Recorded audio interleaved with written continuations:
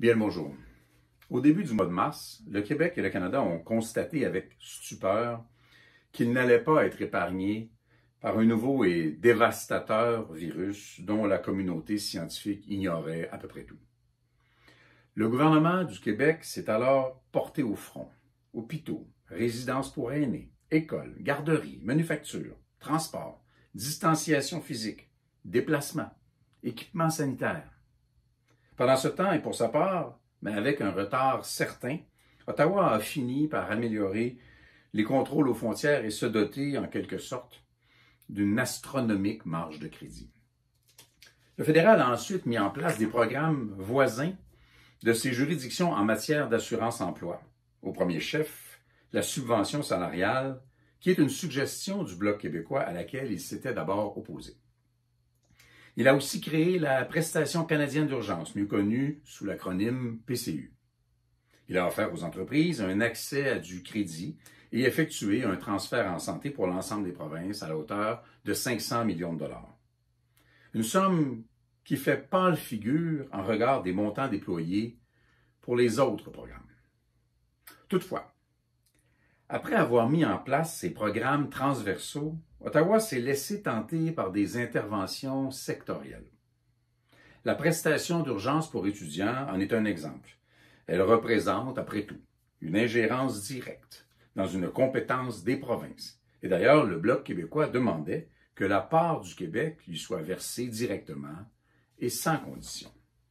De même, l'intervention fédérale en agriculture a suscité insatisfaction et confusion. Déçu, le milieu agricole québécois s'est dès le lendemain tourné vers Québec.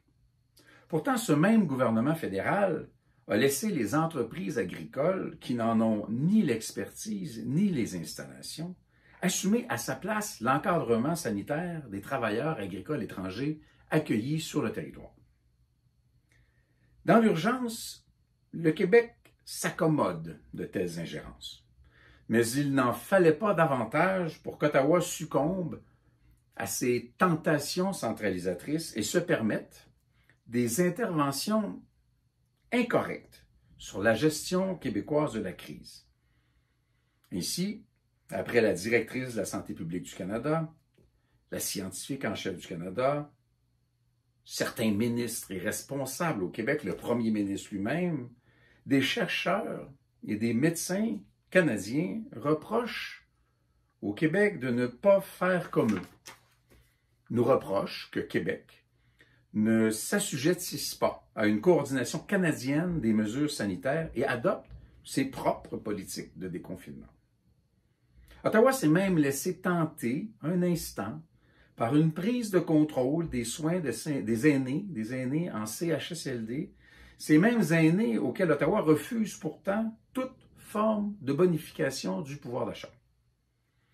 Ainsi, on doit croire, nous, au Québec, que nous sommes moins bons. Je ne sais pas qui a raison. Comme vous, j'ai besoin de clarté, de cohérence. Comme vous, j'ai besoin de gens et d'institutions au mandat clair et en qui placer ma confiance. Le Québec peut faire fausse route ou bonne route. Le Québec a des médecins, le Québec a des chercheurs, des experts en santé publique, des virologues. Il y a aussi des partis d'opposition et des journalistes pour surveiller, questionner et guider le gouvernement. Et rien du tout ne me permet de croire que ceux du Canada sont meilleurs que ceux du Québec. Je sais toutefois que le gouvernement fédéral a l'obligation de couvrir 50% des coûts de système de santé au Québec. Et ça, c'est à partir de nos impôts. Et que pour l'instant, il ne dépasse pas 23%. Je sais que s'il respectait son obligation, qui représente un manque à gagner du quart du budget de la santé au Québec, le Québec aurait les moyens de ses obligations. Ottawa a assumé deux responsabilités durant la crise. Une marge de crédit qui atteindra autour de 300 milliards de dollars et un échec dans la gestion des frontières et des aéroports qui pourrait avoir joué un rôle important dans la propagation de la maladie. Ottawa refuse aussi de faire payer leur juste part d'impôts au Canada par les entreprises pourtant les plus riches. Ces géants économiques abritent, au vu et au su du Canada, des centaines de millions de dollars qui devraient être payés en impôts au Canada. Ai-je besoin de vous dire que nous avons besoin de cet argent? J'ai donc un gros malaise quand le fédéral envoie ces gens nous faire la leçon. La confusion que créent ces idées d'empiètement du fédéral dans des compétences du Québec ou l'invasion de juridictions partagées génère des délais, des chevauchements, de la complexité, de l'incertitude, et ce sont les victimes économiques, individus comme entreprises, et les victimes sanitaires de la pandémie qui en paient le prix. Au cours des derniers jours, je me suis donc retrouvé en proie au doute. La notion d'urgence s'émousse, elle ne le devrait pas. Certains programmes et résultats se font attendre, et on sent que la politique reprend ses plis idéologiques et partisans. Après tout, devrait-on croire, c'est Ottawa qui débourse à l'infini. Oublie-t-on que tout cet argent fédéral vient aussi du Québec et que cette dette de centaines de milliards de dollars sera aussi la nôtre? À défaut d'un respect des juridictions de chacun, pourquoi doit-on toujours présumer que c'est le Québec qui n'est pas raisonnable? Le 14 mars, le Parlement canadien a confié unanimement au gouvernement des pouvoirs exceptionnels afin d'affronter la pandémie. Au fil des semaines, les libéraux ne se sont pas montrés toujours dignes de cette confiance. Leadership faible, compromission aux frontières, ingérence de juridiction, non-respect de leur propre vote en matière d'aide aux frais fixes des entreprises, retard important dans la mise en place de la PCU étudiante, retard aussi des mesures d'incitation à l'emploi devant accompagner les différents programmes de PCU, et pire encore, abandon complet des aînés. Abandon par un transfert très insuffisant en santé pour le Québec et les provinces, et par son refus de réduire l'anxiété économique des gens de 65 ans et plus, en bonifiant leur pouvoir d'achat. Nous constatons que les programmes d'urgence mis en place devront être prolongés et que les engagements ne sont pas respectés. Il y a lieu. Il est même nécessaire d'augmenter l'encadrement du Parlement. Il y a aussi lieu d'adapter les programmes aux lacunes observées et aux besoins, entre autres, des industries saisonnières, tout en veillant à ce qu'ils demeurent généraux et ne créent pas de confusion chez les usagers et bénéficiaires. Le Bloc québécois propose donc que le Parlement réserve le 3e mercredi de chaque mois, commençant ce 20 mai, et ce, jusqu'à la reprise des travaux réguliers en septembre, réservé pour l'étude de la prolongation des programmes d'urgence pour des périodes successives de 1 mois supplémentaire chacune. Ce sera l'occasion de prendre la mesure de leur impact préoccupant sur les finances publiques, d'apporter les ajustements nécessaires et d'envisager la transition vers un retour à une toute relative normalité. De même, le Bloc québécois salue la volonté de prolonger d'abord jusqu'en juin le programme de subvention salariale, mais le Bloc québécois exige, conformément à la motion adoptée le 15 avril, et pour laquelle les libéraux ont eux-mêmes voté, qu'un véritable programme de soutien aux frais fixes des PME soit instauré.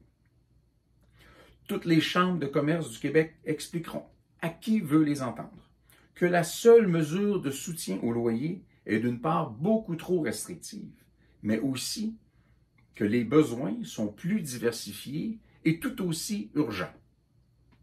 Faut-il répéter que pour sauver puis relancer les entreprises, on ne remplace pas des revenus perdus par une dette? Également, le Bloc québécois demande une prolongation du programme de prestations canadiennes d'urgence pour une première période d'1 mois. Toutefois, nous exigeons également comme s'y est formellement engagée la vice-première ministre le 29 avril, que ce programme soit assorti d'incitatifs efficaces à l'emploi. Sans de telles mesures incitatives à occuper un emploi, la transition vers une reprise de l'activité économique sera compromise. En outre, le Bloc québécois réitère sa proposition qu'au-delà de la PCU, les premiers 1 000 $ gagnés ne soient pas l'objet d'une diminution de la prestation et que les sommes gagnées par la suite ne le soient qu'à hauteur de 50 %. Enfin, au cours des dernières semaines, j'ai eu la chance de tenir des conférences vidéo avec des dizaines d'élus municipaux, chambres de commerce, acteurs économiques et sociaux et entrepreneurs.